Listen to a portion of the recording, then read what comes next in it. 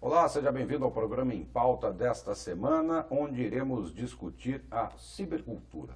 Até que ponto realidade e virtualidade estão distantes no mundo de hoje, ou essas duas coisas se entrelaçam e estamos cada vez mais nos inserindo no virtual e transformando esse virtual na nossa realidade? Parece um assunto complexo, mas é um assunto que é muito debatido nos dias de hoje. Para discutirmos sobre este assunto, está aqui ao meu lado o Breno Reis, que é publicitário, e a Sandra Henriques, que é jornalista.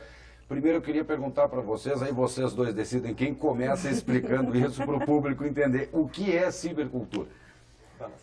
Bom, a cibercultura seria os estudos, né, de todos os efeitos que as tecnologias digitais causam na sociedade, nas relações sociais, nos processos culturais, né, que a gente vive atualmente, né.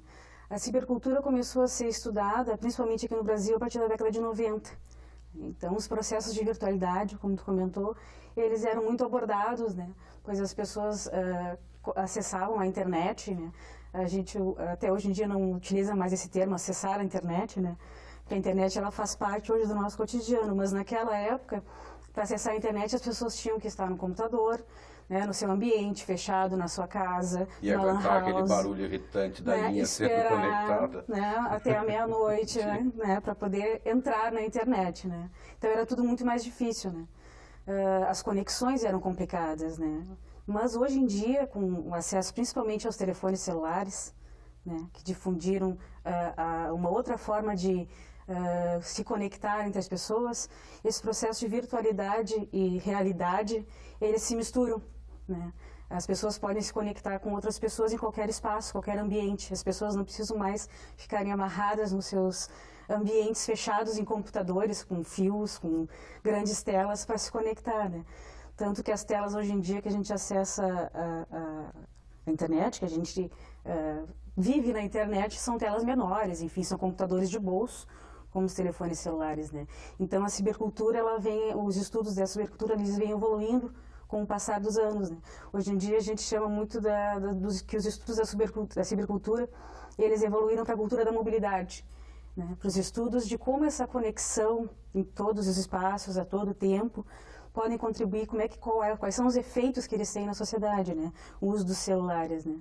E quais são esses efeitos que nós vemos na sociedade? Por exemplo, muito se discute a questão da interatividade entre humanos, né? Que algumas pessoas dizem que está se perdendo. Você tem milhões de amigos dentro da sua rede social, mas não conversa com a pessoa que está do seu lado. Isso também vem acontecendo devido a esse uso da internet? Olha, eu acho um tema um pouco complicado de se falar assim, tão radicalmente.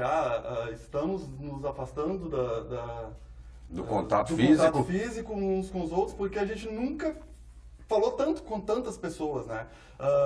O que importa necessariamente quando tu fala com uma outra pessoa é o contato físico, né? Porque se for essa a premissa que a gente está considerando aqui, pode ser que, de alguma maneira, tenha sido prejudicado de alguma forma, né? Mas a gente nunca teve tantas possibilidades de falar com tantas pessoas diferentes em tudo quanto é lugar, né? De expressar a opinião. De expressar a opinião. A gente pode estar em contato com qualquer pessoa, teoricamente, com qualquer pessoa do mundo, né? Em tempo real. Através de redes sociais, através de aplicativos de troca de mensagem.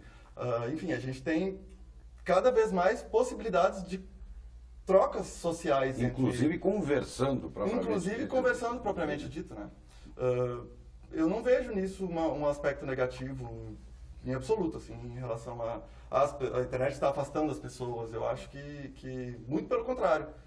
A gente nunca se conectou tanto com outras pessoas, a gente nunca trocou tantas ideias com outras pessoas, e a gente nunca pôde se expressar dessa forma, né, de agregar pessoas que pensam parecido, que pensam de forma diferente, mas de poder levar isso, né, para espaços que, de certa forma, são permitem que tu insira ali o teu pensamento, que tu possa te expressar em redes sociais, as pessoas concordando ou discordando, né? Mas nesses espaços da internet eu acho que a gente nunca teve tanta possibilidade de falar com tantas pessoas diferentes e qualquer lugar e a qualquer momento. Essa parte, desculpa, você quer Não, complementar? eu queria complementar que é uma questão de horizontalidade, né? Da informação e da comunicação. Com os outros meios de comunicação, a gente tinha a questão vertical. A televisão nos emite informação, né? Mas Hoje em você dia não a gente já interage tem uma interatividade maior, né? Enfim, o rádio também, a gente, né, tem uma interatividade maior, mas a internet não, é o princípio horizontal, todo mundo pode falar. Todo mundo tem acesso e todo mundo pode falar. E isso não é um grande problema. Isso pode ser um problema. Porque mas a gente isso, vê cada coisa também na internet. a questão quando tu abre um espaço onde todos podem se manifestar, né, aí entra a questão do ser humano. O ser humano sempre quis se manifestar, né? Na comunicação, uma das premissas e uma das vontades de todos os comunicadores, eu acho, de todos os tempos, era que as pessoas pudessem ter voz, né? Vez e voz para poder emitir as suas opiniões, né? E muitas vezes os meios não nos permitiam isso. A internet é o único meio que permite. Que na permite verdade, esse tipo de comunicação horizontal, sem dúvida. E muitas vezes se fala as pessoas hoje em dia brigam mais, as pessoas criticam mais, se indispõem mais. Na verdade, se indispõem mais porque tem mais acesso a outras pessoas que pensam diferente, que pensam igual, né? Antes nós tínhamos grupos também, mas grupos fechados. Era difícil, por exemplo, um grupo... como a gente vê hoje em dia, grupos ruins pró-nazismo, pró-fascismo, essas pessoas eram localizadas em grupos fechados, em grupos em cidades. Hoje em dia eles se reúnem via internet, né? O que é um problema, né? Mas também é uma facilidade da gente perceber como é que a sociedade nossa hoje em dia ela vive. A gente pode entender que esses processos ainda existem, né? Que talvez a gente não tivesse acesso se a gente não tivesse essa possibilidade de ver em sites de redes sociais, em fóruns, né? Então é uma outra forma de ver a questão cultural que a gente vive. Nós não estamos entrando em um mundo totalmente virtual, não vamos nos afastar da realidade vivida fisicamente. Não. E principalmente por causa da questão dos mobiles, né? Que são as tecnologias móveis, os telefones celulares. Hoje em dia a gente também tem os relógios, né, inteligentes, né, a computação vestível.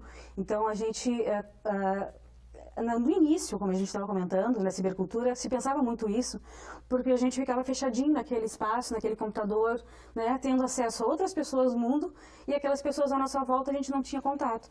Mas hoje em dia não, com essa possibilidade de acesso, né, e de conexão a todo espaço, o espaço físico voltou a ter a sua vez.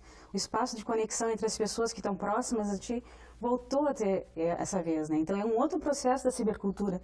A gente retorna a ter esse tipo de contato, né?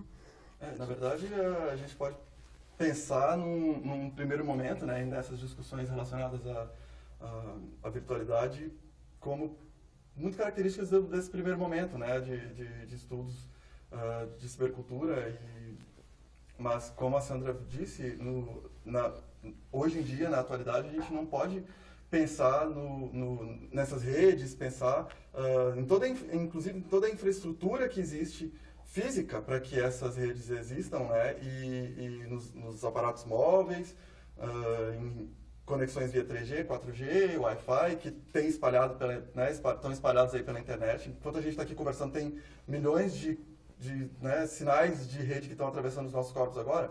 Então, eu acho meio complicado a gente pensar, tentar fazer uma dicotomia muito, muito rígida entre o mundo virtual da internet e o real, mesmo porque não são opostos, né? Mas o que a gente percebe hoje em dia é que, principalmente, como a Sandra falou, a partir das tecnologias móveis, digitais e das possibilidades de conexão e interação social a partir das apropriações que ocorrem, né, na sociedade a partir dessas tecnologias, pensar em espaços que são híbridos, eles são digitais, eles são físicos, eles são tudo isso ao mesmo tempo agora. A virtualidade virou realidade, vamos dizer, porque ninguém mais consegue uma das facetas, é cotidiano, né?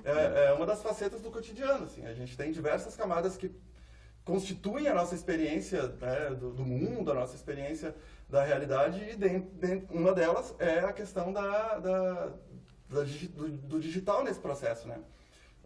Então, a cibercultura hoje ela está consolidada muito fortemente, tanto como expressão cultural da contemporaneidade, quanto como estudo, né, principalmente acadêmico. A gente tem uma grande parcela de estudos na comunicação, principalmente, que é o que a gente pode falar mais, né, que é de onde a gente vem, mas que estão interessados em diversos processos que ocorrem a partir da digitalização. Games digitais, redes sociais na internet, computação vestível, internet das coisas, enfim, a gente tem uma variedade de coisas aí que estão demandando serem estudadas, né, que estão pedindo para os pesquisadores, para as pessoas que estão interessadas em entender esses processos, para se investigar isso, né.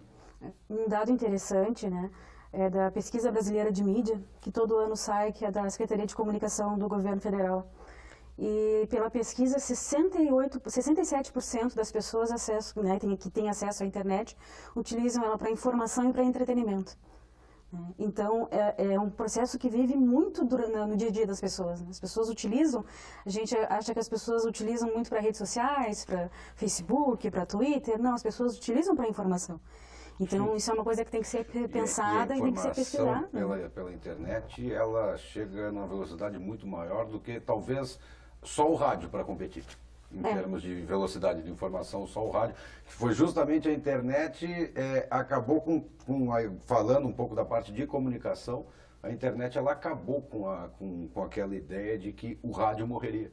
Sim. Porque as pessoas hoje querem a informação rápida e a internet te dá isso, o rádio te dá isso, a televisão não te dá mais. Sim. O rádio é mais localizado, né? A internet o rádio, é mais você pega um telefone, ampliada. Acessa a internet pelo telefone e fala lendo aquela informação, né, dentro de um rádio. A televisão não te permite isso. Então hoje eu acho que a televisão hoje pensa a maneira de se modificar, de como interagir com o seu telespectador em função da internet. Né? Porque eu acho que é aquilo que vocês estavam falando. As pessoas querem se comunicar, as pessoas querem interagir, a internet permite isso, outros veículos às vezes não. Sempre quando um novo meio surge, assim, existe meio que um temor de que ele vai matar todos aqueles outros, né? De que a internet ia acabar com a TV, ia acabar com o rádio, ia acabar com o jornal, ia acabar com tudo. Se a gente pensa numa perspectiva histórica, quando um meio surge, na verdade ele não mata o antigo, ele não destrói o antigo, ele gera uma reorganização ali, né? Os meios que existiam previamente, eles têm que encontrar maneiras de se adequar a essa nova realidade, né? É meio que uma ecologia mesmo, né? Midiática, assim. Isso aí foi, por exemplo, quando a TV surgiu, disseram que ninguém mais ia ao cinema porque as pessoas iam assistir só em casa. E o né? rádio também. O rádio também. Quando, enfim, jornais, né, livros, sempre quando um meio novo surge, acontece meio que esse temor de que aquilo vai acabar deixando as outras mídias existentes meio que de lado, mas não acontece isso, né?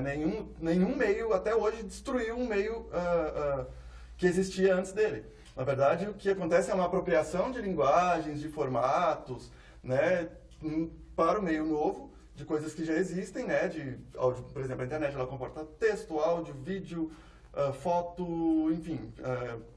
Todos os meios. Todos os meios dentro Todos de os um meios. só. Todos os meios dentro de um só. E as outras, né, a TV, o rádio, o jornal, enfim, o editorial, eles tiveram que se reorganizar para tentar entender como agir dentro desse contexto, né? A gente pensa, por exemplo, o mercado musical, né, que sofreu assim uma reorganização mesmo muito forte por conta de questões de pirataria, por conta de questões de distribuição de conteúdo na internet, né, filmes, inclusive também, mas nenhum deles deixou de existir de fato.